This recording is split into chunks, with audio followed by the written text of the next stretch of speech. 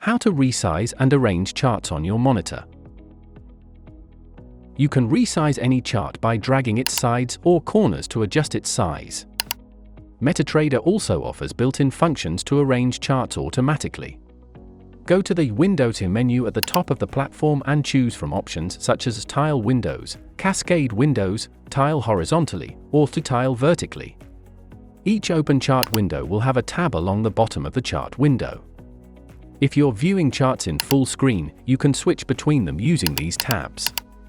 If you have charts open across two monitors, press the Restore Down button in the top right corner of the platform, then drag the window across both monitors.